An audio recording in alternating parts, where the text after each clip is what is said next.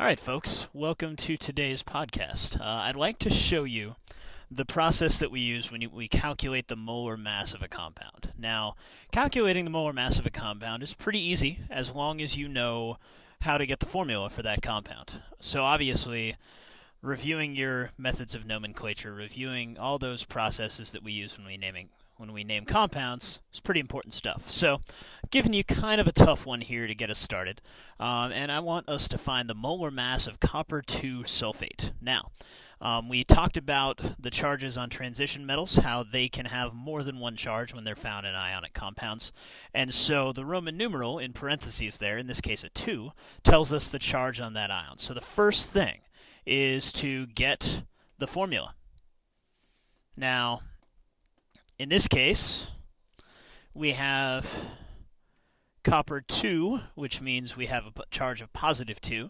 And if you've been studying your flashcards, you know that the charge on a sulfate ion is negative 2.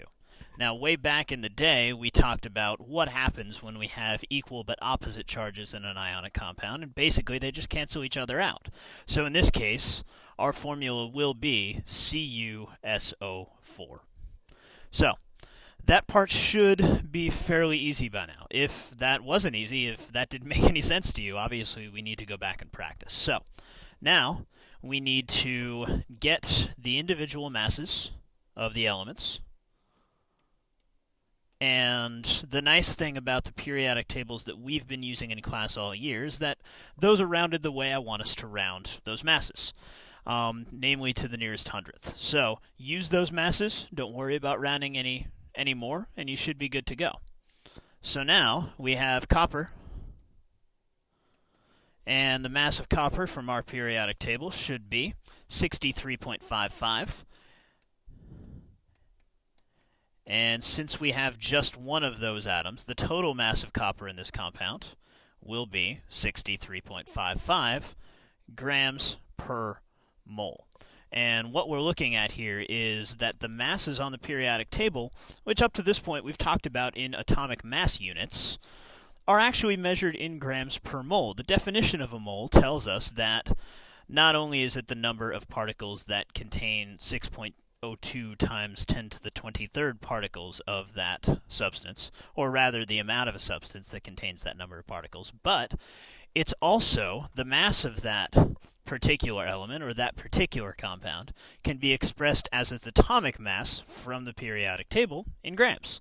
So that makes our lives really easy because here we have 63.55 grams per mole.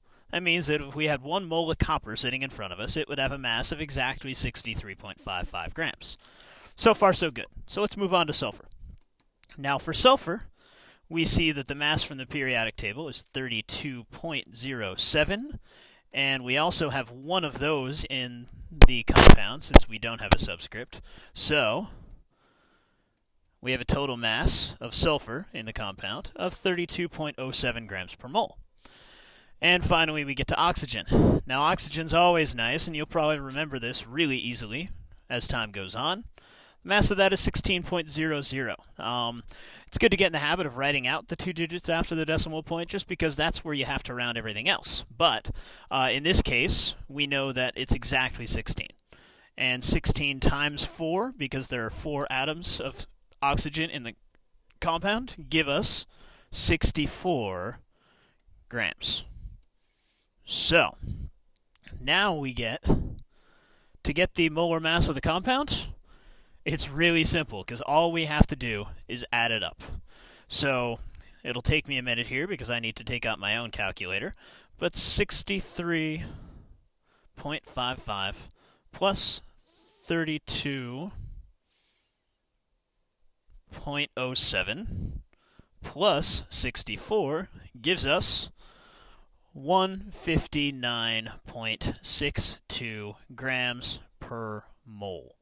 That means that if we had a mole of copper sulfate, those pretty blue crystals that we're going to see a bunch of times this year, in front of us, it would have a mass of 159.62 grams.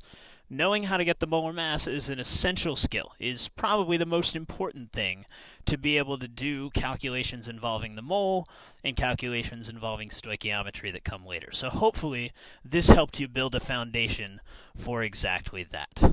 Thanks for watching.